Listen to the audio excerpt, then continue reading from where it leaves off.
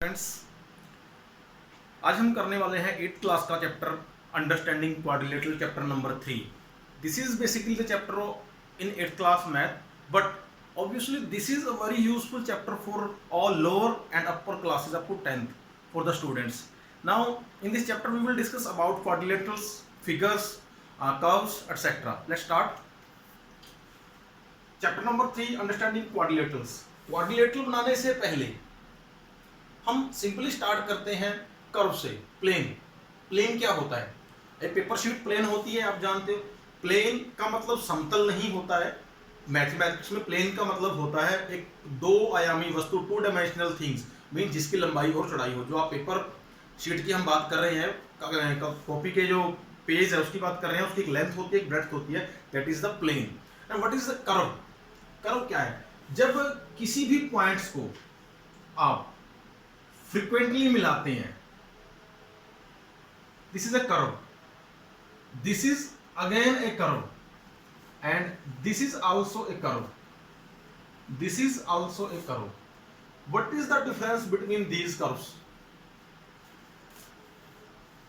This is also a curve. What is the difference between these curves? ये है आपकी open curve, simple open curve. This is also open curve. This is closed curve. This is closed curve but not simple, but not simple, because this curve crosses the lines, each other crosses the point intercrossing the curves. This is also a curve, this is open curve, but not simple, because this is made by line segments. ये line segment है दो, इनसे बनी है। This is a closed curve, closed curve by line segment. देखिए यहां हम differentiate करने वाले हैं, जो राउंड शेप्ड हैं उनको हम कर्व कहेंगे, जो क्लोज्ड लाइन सेगमेंट से बनी हुई फिगर्स हैं उनको हम कुछ और नाम देने वाले हैं। उनको हम नाम देंगे पॉलीगन्स, उनको हम नाम देंगे पॉलीगन, बहुभुज। तो यहां पे हम आगे बढ़ते हैं। इससे कर्व का आपको पता लग गया। कर्व के बाद अब हम आगे बढ़ते हैं पॉलीगन्स के ऊपर। पॉलीगन्स हमारे जो थिंग्स हैं वो बेसिकली लाइन सेगमेंट से मिलके बनी होती है। तो लाइन सेगमेंट क्या होता है? लाइन सेगमेंट है, वो हम अर्लियर डिस्कस कर चुके हैं लाइन सेगमेंट के बारे में। लाइन सेगमेंट एक लाइन का पार्ट होता है जिसके दो एंडिंग पॉइंट होते हैं, स्टार्टिंग भी बोल सकते हैं, एंडिंग पॉइंट, दोनों सिरे हमें पता होते हैं उसके, वो लाइन सेगमेंट होता है। तो क्वाड्रिलेटरल्स की बात करते हैं हम। क्वाड्रिलेटरल क्लोज्ड कर्व होती हैं मेड बाय लाइन सेगमेंट। तो पॉलीगन्स, हिंदी में इनको हम बहुभुज बोलते हैं। बहुभुज हिंदी में बहुवचन होता है, एक से ज्यादा भुजाएं। तो जो सबसे छोटी पॉलीगन है उसका भी हम डिस्कस करेंगे, polygon. The closed curve made by line segments, made by line segments is called a polygon. ये समझने की बात है, वो कर्व क्लोज्ड होनी चाहिए और लाइन सेगमेंट से बननी चाहिए। ट्राई करके देखिए आप कितनी लाइन सेगमेंट से क्लोज्ड कर्व बना सकते हैं। क्या दो लाइन सेगमेंट से, ये लाइन सेगमेंट है, ये एक और लाइन सेगमेंट है, क्या इनसे कोई क्लोज्ड कर्व बन सकती है? नहीं। क्लोज्ड कर्व बनाने के लिए आपको कम से कम 3 साइड्स चाहिए होंगी, कम से कम 3 साइड होनी चाहिए। दैट इज द बेसिक और फर्स्ट पॉलीगन, अ ट्रायंगल। तो triangle is the first polygon,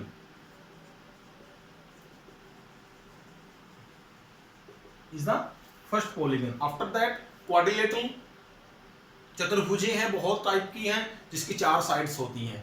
पंचभुज है, पेंटागन 5 साइड हैं। षटभुज, सप्तभुज, अष्टभुज, ये हेक्सागन, ऑक्टागन, सेप्टागन, बहुत नैनोगन, बहुत टाइप की हैं। साइड चेंज होती रहेगी तो इनके नाम भी चेंज होते रहेंगे। अब हम इससे बेसिक पॉलीगन है जो सभी की साइड बढ़ेगी और कुछ नहीं बढ़ेगा, उनका एंगल्स वगैरह वो डिफरेंटली कैलकुलेट हम करेंगे। यहां हम पॉलीगन के बारे में सीखेंगे। This is a basic first polygon. 3 side हैं, क्लोज्ड हैं। देखिए जो ये वाला पार्ट है इसका, दिस इज कॉल्ड इंटीरियर। और ये जो मैं बता रहा हूं ये सभी पॉलीगन के रिगार्डिंग होगा, किसी इसकी बात नहीं हम कर रहे हैं, बेसिक ले रहे हैं हम। सभी पॉलीगन्स के जो अंदर का पार्ट है उसको हम बोलेंगे इंटीरियर पार्ट, इंटीरियर पार्ट और इंटीरियर रीजन। इसके अलावा जो भी बाहर का पार्ट है सारा कहीं पे भी, this is called exterior region. Exterior region, बाहरी अक्षेत्र। Clear? First point. Second that the side of a polygon are called, side जो पॉलीगन की होती हैं उनको हम साइड भी बोलते हैं और एज भी बोलते हैं, एज भी बोला जा सकता है उनको। थर्ड है जो उनके कोने हैं, these are called vertices, vertex और वर्टिसेस। वर्टेक्स सिंगुलर है, वर्टिसेस प्लूरल हो जाता है। A B C, vertex, vertices, A B C. जो आपके ये हैं ये पॉइंट है, शीर्ष, या इनको शीर्ष भी बोला जाता है, शीर्ष बिंदु, ए बी सी। और ये जो मेजर थिंकिंग है इनके बारे में ये हम जानते हैं। अब नेक्स्ट थोड़ा सा इस फिगर से हम करते हैं, दिस, दिस एंड दिस, ये एंगल्स हैं। इनको हम बोलते हैं तीनों को इंटीरियर एंगल्स। जो इंटीरियर रीजन में बने हैं, इंटीरियर आंतरिक क्षेत्र में बने हैं वो इंटीरियर एंगल होंगे, जो बाहर बनेंगे वो एक्सटीरियर एंगल होंगे। मैं इसका नाम 1 2 3 रखता हूं। Angle 1, angle 2 and angle 3 are interior angles, interior angles.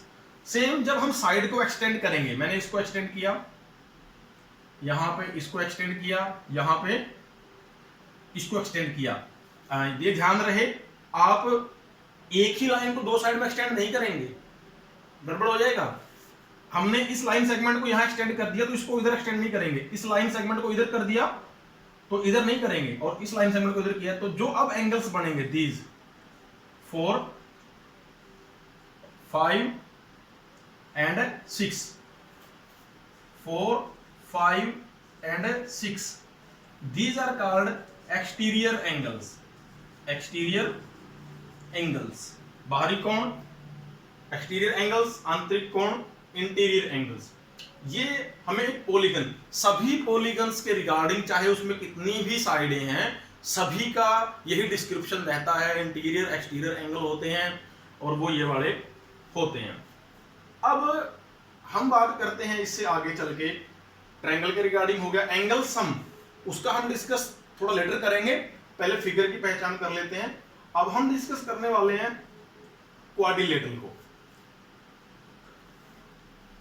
Quadrilateral, I hope ये तो आपको समझ आ चुका होगा। क्वाड्रिलेटरल की बात करते हैं। देखिए कोई भी क्वाड्रिलेटरल किसी भी टाइप की बनाइए आप, कोई फर्क नहीं पड़ता है। क्वाड्रिलेटरल का मीन्स होता है चतुर्भुज, 4 भुजाएं straight, A B C D, this is a quadrilateral. Types next discuss करेंगे हम। तो क्वाड्रिलेटरल की 4 साइड हैं, 1 2 3 4। Edges A B C D. मैं यहां नाम लिखवा रहा हूं आपको, लिखते कैसे हैं, साइड और एज लिखिए। इसका साइड को लिखेंगे, देखिए A B, B C, C D, D A. अभी सिंपली हम इनके नाम लिख रहे हैं, तो आप इसको अगर बी ए लिखेंगे तो भी कोई प्रॉब्लम नहीं आने वाली, सी बी डी सी या ए डी लिखेंगे तो भी कोई प्रॉब्लम नहीं आने वाली है अभी तक। उसके बाद वर्टेक्स की बात करते हैं हम। वर्टिसेस या वर्टेक्स जो हैं वो आपके क्या हैं, ए शीर्ष, B C and D. Interior angles की बात करिए, these are interior angles, interior angles, angle A, angle B, angle C and angle D are interior angles. Clear है? Interior region, this is interior region, और इसके बाहर का सारा exterior चाहे वो कहीं भी हो वो एक्सटीरियर रीजन होगा। अब एक्सटीरियर एंगल्स देखिए, लाइन सेगमेंट ए बी को हमने बढ़ा दिया एक साइड में, फिर सी डी को इस साइड में बढ़ाया हमने, इसको इस साइड में और इसको इस साइड में।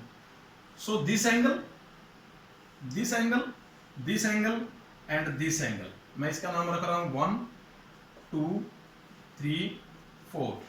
तो एक्सटीरियर जो एंगल है हमारे वो है angle 1, angle 2, angle 3 and angle 4। ये है। अब बात आती है, कुछ शब्द ऐसे इस्तेमाल करने वाला हूं मैं जो आपके लिए नए हैं और आगे काम आएंगे। अब हम बात करते हैं एडजेसेंट और एडजेसेंट और साइड्स। एडजेसेंट साइड्स, एडजेसेंट का मीनिंग होता है या कंसेक्यूटिव भी यूज करते हैं हम। देखिए एडजेसेंट ऑब्लिक कंसेक्यूटिव, देखिए कंसेक्यूटिव का मतलब तो लगातार होता है, तो एडजेसेंट का मतलब क्या हुआ, जैसे ये पॉइंट ए है, ये पॉइंट ए है, बी पॉइंट जो है इससे नेक्स्ट वो इसका एडजेसेंट है, और इधर से डी एडजेसेंट है। तो साथ लगते हुए पॉइंट को या एंगल को, एडजेसेंट पॉइंट भी होते हैं, एडजेसेंट एंगल भी होते हैं, एडजेसेंट साइड्स भी होती हैं। अब पहले साइड की बात करते हैं। ए बी लाइन सेगमेंट की एडजेसेंट साइड कौन सी है? ए बी की एडजेसेंट बी सी भी है और ए डी भी है, लेकिन सी डी नहीं है। बी सी की एडजेसेंट कौन सी है? ए बी और C D. Adjacent line segment वो होंगी जिनमें एक पॉइंट कॉमन होगा, जिनमें एक पॉइंट कॉमन होगा। जैसे बी सी की एडजेसेंट सी डी है क्योंकि सी कॉमन है, और ए बी है क्योंकि इसमें और उसमें बी कॉमन है, ये एडजेसेंट साइड है। अब एडजेसेंट वर्टेक्स ए और बी एडजेसेंट है बिकॉज ये कॉमन लाइन में बने हुए हैं। देखिए दो लाइन सेगमेंट का कॉमन पॉइंट है, ये बी का एडजेसेंट ए बी है और सी बी है, ए का एडजेसेंट डी बी है और बी बी है। क्लियर है? ये एडजेसेंट साइड हो गया, एडजेसेंट साइड्स हो गया, कंसेक्यूटिव साइड्स हो गया। जैसे A B is adjacent to B C and A D, same angle, adjacent angle A है तो एडजेसेंट कौन सा? बी और डी है, इंटीरियर एंगल है। ये आपका हो गया एंगल। अब बात करते हैं डायगोनल की। डायगोनल क्या होता है? हिंदी में इसको विकर्ण बोलते हैं। डायगोनल भैया देखिए, तो नॉन एडजेसेंट साइड्स को मिलाने से जो लाइन सेगमेंट बनता है वो डायगोनल कहलाता है। देखिए एक पॉइंट है, इसका एडजेसेंट बी बी है और सी बी है, इन दोनों को छोड़ के जो भी पॉइंट अवेलेबल है, पॉसिबल है, उसको स्ट्रेट मिला दो इसे, वो डायगोनल कहलाता है। चाहे पॉलीगन कैसी भी हो, कितनी भी साइड वाली हो, कोई फर्क नहीं पड़ता। नॉन एडजेसेंट साइड को छोड़ के इन साइड्स को मिला दो, ये आपका डायगोनल कहलाता है। सो विकर्ण, what is diagonal? Diagonal is the joining of two non-adjacent vertices is called diagonal।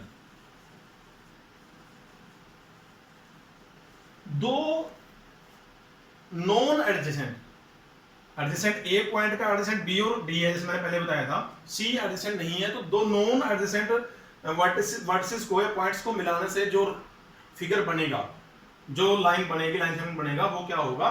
Diagonal होगा। हम कर चुके हैं। अब बात आती है नेक्स्ट पॉलीगन्स के ऊपर। एक रेगुलर पॉलीगन होती है और एक नॉन रेगुलर पॉलीगन होती है। अब पॉलीगन का मतलब तो ये हो गया कि उसकी भुजाएं 2 3 4 5 6 7 8 9 10 20 50 कितनी भी हो सकती हैं। फर्क रेगुलर और नॉन रेगुलर में क्या आता है? रेगुलर पॉलीगन कौन सी होती है? कितनी भी साइड्स हो इसकी, उससे फर्क नहीं पड़ने वाला है। रेगुलर पॉलीगन और नॉन रेगुलर पॉलीगन, देखिए रेगुलर पॉलीगन वो होती है, एक्सेप्ट द साइड्स, साइड्स को छोड़ दो कितनी है, रेगुलर पॉलीगन वो होती हैं जिसमें ऑल साइड्स आर इक्वल, सभी साइड्स सभी एजेस बराबर हों। ए polygon with all equal sides, with all equal sides, and non-regular polygon, simple, a polygon with non-equal sides, with non-equal sides। ये इन फिगर्स के बारे में था जो आपको एक्सरसाइज 3.1 एंड 3.2 में काम आने वाली हैं। आज हम एक्सरसाइज 3.1 और 3.2 दोनों के बारे में बात कर रहे हैं। तो ये जो हमने अब तक बताया आपको 3.1 और 2 में काम आने वाला है। अब कुछ प्रॉपर्टीज यूज करते हैं, प्रॉपर्टीज डिस्कस करते हैं इनकी, जिसमें इनके बारे में हमें बहुत कुछ पता लगने वाला है। सबसे पहले बात आती है पॉलीगन में एंगल्स की। तो मैं क्या करने वाला हूं, मैं आपको फिगर भी बनाऊंगा और उनके एंगल्स के बारे में भी बताऊंगा, और यहां से जो आपको इन पॉलीगन्स के बारे में पता लगेगा आप उससे जरूर रोमांचित हो जाएंगे। देखिए, सबसे पहले मैं एक टेबल बनाता हूं, फिगर, साइड्स,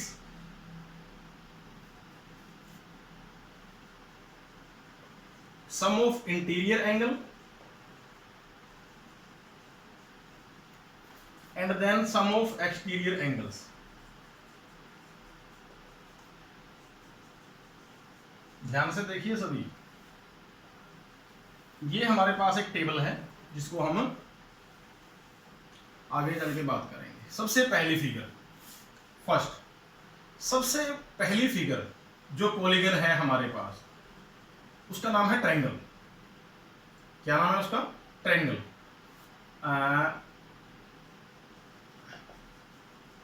ट्रायंगल है। ट्रायंगल की शेप आप सबको पता है,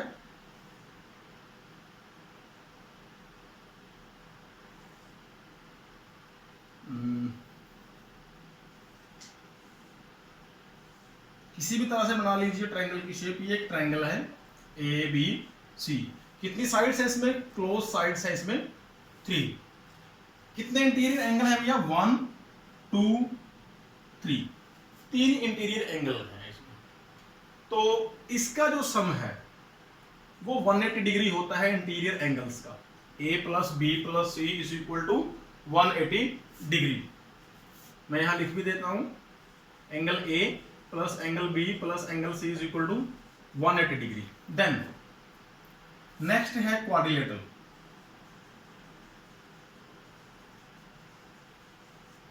चतुर्भुज, 4 भुजाएं होंगी।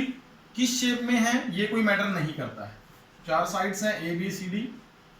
This is interior angles A B C D. Exterior की बात हम लास्ट में करेंगे। तो साइड कितनी है इसकी भैया? 4। अगर हम इसमें ट्रायंगल्स बनाएं, कितनी ट्रायंगल बनेंगे भैया इसमें? इसमें 2 ट्रायंगल्स बनती हैं, डिवाइड कर दें, ठीक है, 2 ट्रायंगल्स बनती हैं तो डिवाइड कर दें। यहां पे जो इसका सम आने वाला है, देखिए 2 इंटू 180, 2 ट्रायंगल्स है, 360 डिग्री हो गया भैया। उसके बाद है पेंटागन।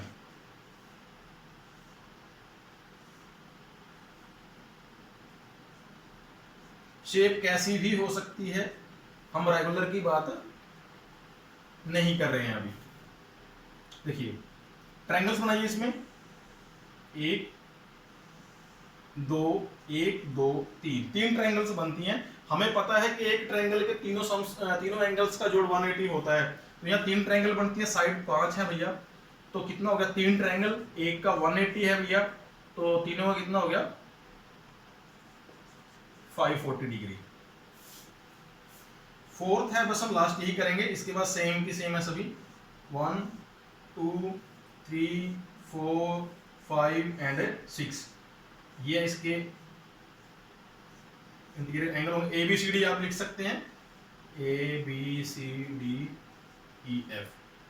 ABCDE, ठीक है। इसमें ट्रायंगल्स बनाइए आप।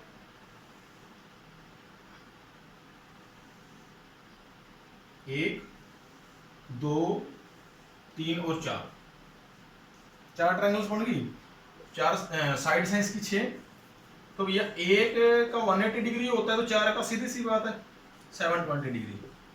क्या यहां से कोई कैलकुलेशन का फॉर्मूला निकलता है? देखिए यहां पे चार साइड हैं, हमने कितने से मल्टीप्लाई किया? 2 से, 2 ट्रायंगल बनती हैं।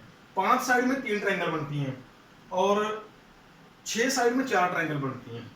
तो एक चीज नोट करिए, यहां 4 साइड है, -2 कर दो इसके और 180 कर दो, कितना आएगा भैया? वही 360। इसको याद रखना भैया। नेक्स्ट 5 साइड है यहां पे, यहां भी 2 माइनस कर दिया हमने और 180 से मल्टीप्लाई कर दिया, ये भी 540 डिग्री ही आएगा। देन यहां पे देखिए 6 साइड थी, तो हमने 2 माइनस कर दिया, 180 डिग्री कर दिया, तो अभी 720 है। एक बात देखिए, हर बार जितनी साइड थी फिगर की एक्चुअल में, उनमें से हर बार अगर 2 माइनस करके 180 से मल्टीप्लाई कर दें, तो जो इंटीरियर एंगल्स का सम है वो निकल जाता है। तो जनरल फॉर्मूला क्या बनता है यहां से? देखिए ये क्या है? साइड। ये क्या है? Side, side of the polygon. तो हम उसको n मान लेते हैं, कितनी भी साइड हो सकती है पॉलीगन की, 10, 12, 20, 24, 25। तो हम क्या करते हैं, n साइड ऑफ पॉलीगन -2 करना है हर बार, multiply by 180 degree is equal to the sum of all interior angles. ये हमने यूज करना है, ये हमने इस टेबल से निकाला है। तो अगर किसी भी पॉलीगन के इंटीरियर एंगल का सम निकालना है, तो उसका फॉर्मूला क्या है? जितनी उसकी भुजाएं हैं उसमें से 2 माइनस करके 180 से मल्टीप्लाई कर दो, आपके इंटीरियर एंगल का सम आ जाएगा। फॉर एग्जांपल 7 भुजाओं वाले एक बहुभुज के सभी इंटरनल एंगल का सम निकालिए 7।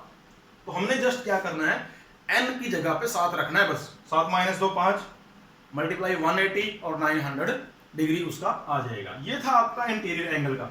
ये 4 से आप कितनी भी साइड का आपके पास पॉलीगन हो निकाल सकते हो। अब आते हैं हम एक्सटीरियर एंगल पे। एक्सटीरियर एंगल पे कमाल चुकाने वाली बात है। देखिए आप देख रहे हो इंटीरियर एंगल का सम वेरी कर रहा है, लेकिन एक्सटीरियर एंगल का सम हमेशा सेम आएगा, चाहे वो ट्रायंगल है चाहे वो कुछ है।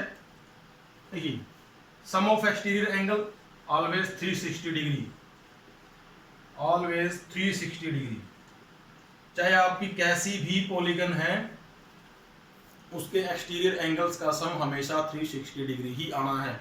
ये बात रिमाइंड रखें और ये आगे चल के काम आने वाली है। तो ये आपकी मैंने जो टेबल बनाई थी पॉलीगन्स के रिगार्डिंग, ये आपको समझ आ चुकी होगी। ये मैंने हेक्सागन तक ही की है, आप इसको कहीं तक भी ऑक्टागन, नैनोगन कहीं तक भी लेके जा सकते हो, सेम का सेम फॉर्मूला यूज होने वाला है। अब हम आगे बात करते हैं, आपका जो 3.1 में सम है, what can you say about the angle sum of convex polygon with the number of side 7।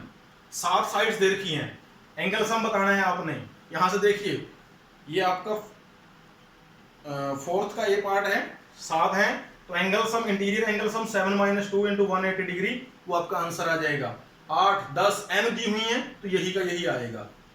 अब state the name of the regular polygon of 3 side. Regular polygon जिसकी 3 साइड बराबर है, बराबर छोड़ दी, 3 साइड है तो ट्रायंगल, 4 है तो क्वाड्रिलेटरल एंड 6 है तो हेक्सागन।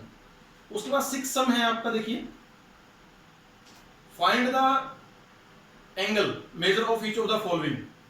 6 का जो फर्स्ट सम है उसमें आपको 4 एंगल्स दिए हुए हैं। मैं इसको साफ कर रहा हूं। 4 एंगल्स दिए हुए हैं क्वाड्रिलेटरल में। फॉर योर काइंड इंफॉर्मेशन, जो भी मैंने आपको टेबल करवाई है, इसमें आपने एक चीज देख लिया होगा। सबसे पहले हमने इंटीरियर एंगल सम लिखा था क्वाड्रिलेटरल ट्रायंगल का, वो 180 डिग्री था। फिर हमने लिखा क्वाड्रिलेटरल का, वो 360 डिग्री था। किसी भी तरह की ट्रायंगल हो, इंटीरियर एंगल सम 180 ही रहना है। किसी भी तरह की क्वाड्रिलेटरल हो, इंटीरियर एंगल सम 360 ही रहना है। तो आपका जो 6th का फर्स्ट पार्ट है, एक एंगल 50 डिग्री दिया हुआ है, एक 130 डिग्री दिया हुआ है, 20 डिग्री और एक x दिया हुआ है। तो sum of all angles is एक किसी भी तरह की क्वाड्रिलेटरल आपको दी हुई है 130, 120, इससे कोई फर्क नहीं पड़ता है, मैं फिगर चेंज कर रहा हूँ थोड़ी सी, सॉरी 50 डिग्री एंड x। तो हमने x की वैल्यू निकालनी है। क्वाड्रिलेटरल है ये, कैसी है कोई फर्क नहीं पड़ता है। Sum of all angles, sum of interior angles is equal to 360 degree. तो इंटीरियर का सम कैसे निकलेगा भैया, x into 130 plus 50 plus 120 is equal to 360 degree, x plus 0 2 plus 5 7 plus 3 10 carry 1 plus 1 2 plus 1 3 is equal to 360 degree and x is equal to 360 minus 300 is equal to 60 degree. ये आपका सम है। ऐसे आपके 3-4 सम और हैं। एक सम है जो इसमें सी पार्ट है, वो मैं करता हूं। देखिए 30 70 60, उसमें क्या बनाया हुआ है आपको, एक एरो, एक इस तरह की फिगर है, ये इसने मेरे ख्याल 70 डिग्री है, ये 30 है, ये x है, सेम x है, सॉरी ये 60 डिग्री है और ये 30 डिग्री है। You have to find out the value of x, you have to find out the value of x। Figure कैसा है देखिए, 1 2 3 4 5 पेंटागन है ये।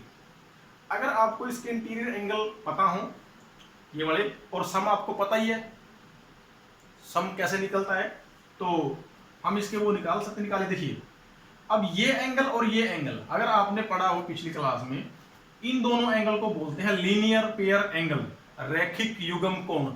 एक ही लाइन पे बने हुए दो कोण, एक ही लाइन पे एक साथ बने हुए दो कोण रैखिक युग्म कोण कहलाते हैं, रैखिक कोण युग्म कहलाता है या लीनियर पेयर एंगल कहलाते हैं। इन दोनों का जो सम है वो 180 डिग्री होता है, दोनों का सम 180 डिग्री होता है। अगर ये 70 है तो ये कितना हुआ 110। सेम कंडीशन यहाँ है, दोनों का सम 180 है, 60 है तो ये 120 डिग्री। क्लियर है यहां तक। अब देखिए पेंटागन है, sum of interior angle is equal to 5, formula याद है आपको, n-2 इंटू 180, तो 5 - 2 इंटू 180 डिग्री। सम निकाल दीजिए भैया, 110 plus 120 plus x plus 30 plus x is equal to 3 into 180। Add करिए इनको, 260 plus 2x is equal to 540, 2x is equal to 540 minus 260, 2x is equal to 082 and x is equal to 280 over 2 140। तो ये आपके दोनों angle रहने वाले हैं। ये आपका एक सम है, थोड़ा सा कॉम्प्लिकेटेड था इसमें। नेक्स्ट आपके पास एक रेगुलर पॉलीगन है, पेंटागन है रेगुलर, उसकी ऑल साइड इक्वल है, तो सम क्या होगा उसका, रेगुलर पेंटागन है, पहले उसके इंटीरियर एंगल का सम निकाल लीजिए। 5 - 2 इंटू 3, सॉरी 5 - 2 मल्टीप्लाई 180, 3 इंटू 180 540, और 5 बराबर साइड है तो एंगल भी बराबर होंगे, ठीक है। तो उसको डिवाइड कर दीजिए, हर एंगल निकल जाएगा। 5 से डिवाइड कर दो, जो भी एंगल सम आता है उसको 5 से डिवाइड कर दो तो आपके सारे एंगल निकल जाएंगे। नेक्स्ट आपका एक ट्रायंगल है 7 सम में, इसके इंटीरियर एंगल दिए हुए, एक्सटीरियर आपने निकालना है। थोड़ा सा मैं इसको आपको करके बता देता हूं। उसने एक ट्रायंगल बनाया हुआ है भैया,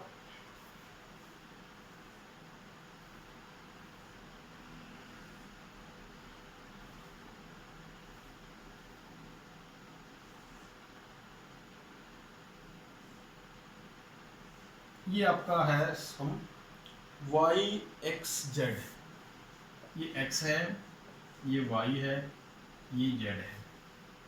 आपके 30 और 90 उसने दिए हुए हैं। ये एंगल आपका 90 दिया हुआ है भैया, ये एंगल आपका 30 दिया हुआ है। You have to find x plus Y plus Z, X plus Y plus Z.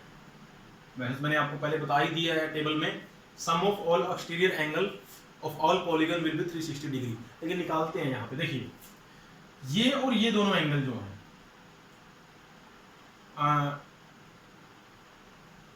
क्या है, ये लीनियर पेयर एंगल है, ये लीनियर पेयर एंगल है। ये कितना हुआ ये angle, z plus 30 degree 180 degree, इन दोनों का सम 180 होगा, and z is equal to 180 degree minus 30 degree is equal to 150 degree, ये z की वैल्यू है। आफ्टर दैट यहाँ पे same linear pair angle 90 plus x is equal to 180 degree, x is equal to 180 minus 90 is equal to 90 degree.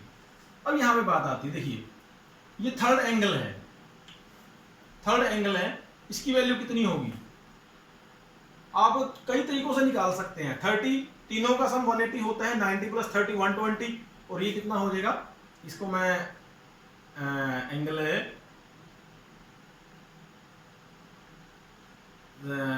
T लिख देता हूं मैं, angle नाम दे देते हैं इसको। So angle 30 plus angle 90 plus angle T is equal to 180 degree. So angle T is equal to 180 minus 120 is equal to 60 degree.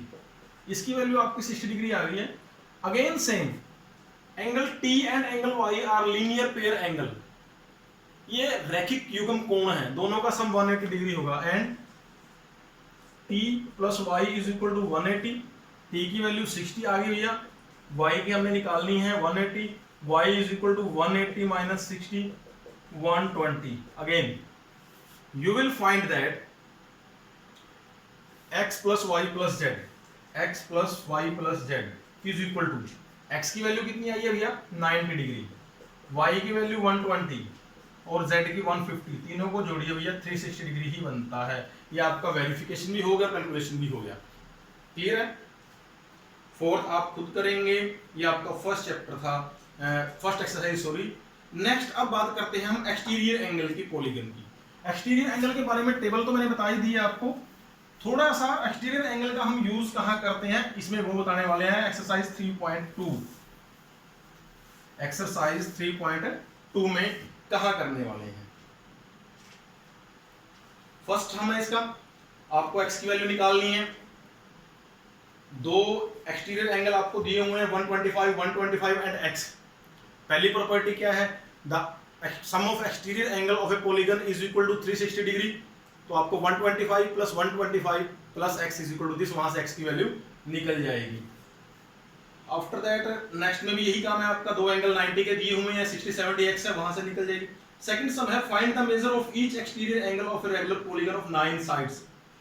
कहता है रेगुलर पॉलीगन है जिसकी साइड्स कितनी है 9 है, उसका हर एक्सटीरियर एंगल बताओ कितना होगा। तो sum of exterior angle is equal to 360 degree, side 9 है, तो ईच एक्सटीरियर एंगल कितना होगा भैया 360 और 9 40 डिग्री। ये 40 क्यों आया भैया, क्योंकि वो जो पॉलीगन है वो रेगुलर है। रेगुलर मींस सभी साइड्स इक्वल हैं, इसीलिए उसके सभी एंगल भी इक्वल होंगे। अगर साइड अलग अलग होंगी, पॉलीगन रेगुलर नहीं है, तो सारे एंगल भी अलग अलग होंगे। ये बात आपने नोट रखनी है। After that next sum is how many side does a regular polygon have if the measure of exterior angle is 24 degree. Same का सेम है, अगर किसी पॉलीगन का एक्सटीरियर एंगल 24 का है तो बताइए उसमें कितनी साइड होंगी। Sum of all exterior angle is equal to 360 और एक कितने का है 24 का। Sum of all exterior angles is equal to 360 degree. Each exterior angle 24 degree, therefore number of sides sum of exterior angles और ईच एक्सटीरियर एंगल 24 1 जा 24 24 5 जा 120 15 जो है सॉरी 15 साइड्स जो है उस पॉलीगन की होंगी। नेक्स्ट है how many side does a regular polygon have of each interior angle of 165 degree. एक पॉलीगन का इंटीरियर एंगल दिया हुआ है आपको, इंटीरियर एंगल 165 है, कहता है बताओ इसकी कितनी साइड होंगी, इस पॉलीगन में कितनी साइड्स होंगी। भैया पॉलीगन की साइड एक्सटीरियर एंगल से ही निकालते आए हैं हम। तो हम क्या करेंगे, देखिए कोई भी पॉलीगन लेता हूं मैं, पहले सवाल को समझिए। मान लीजिए ये पॉलीगन है और हाँ वो रेगुलर पॉलीगन बोल रहे हैं, sorry regular means all sides are same. मान लीजिए ये है, इस पॉलीगन का ये एंगल 165 डिग्री दिया हुआ है, तो भैया ये इसका एक्सटीरियर एंगल बनेगा ये, ठीक है। हम एक्सटीरियर एंगल निकालते हैं, कितना होगा ये, एक्सटीरियर और इंटीरियर एंगल जो होते हैं वो दोनों लीनियर पेयर एंगल होते हैं, रैखिक युग्म कोण युग्म होते हैं, दोनों का सम 180 होता है। तो ये वाला कितना आएगा 180 माइनस 165 15 डिग्री। तो क्या लिखेंगे therefore each exterior angle is equal to 180 degree minus 165 degree 15 degree. हमारे पास एक्सटीरियर एंगल निकल गया, sum of exterior angles, sum of exterior angles is equal to 360 degree. Therefore number of sides 360 degree over 15 15 0 30 15 4 24 sides होंगी उस polygon की। तो ये आपका आंसर है। नेक्स्ट, ये सोचने वाला है, is it possible to have a regular polygon with measure of each exterior angle 22 degree. वो कहता है कि ये संभव है कि 22 डिग्री का एक्सटीरियर एंगल के साथ कोई रेगुलर पॉलीगन पॉसिबल है। देखिए हम एक चीज चेक करेंगे, एक्सटीरियर एंगल का सम 360 डिग्री होता है और वो कह रहा है 22 डिग्री, तभी पॉसिबल होगा जब ये दोनों डिविजिबल होंगे। जब 22 36 360 को डिवाइड कर देगा, तो ये पूरा पूरा डिवाइड नहीं करता है, इसको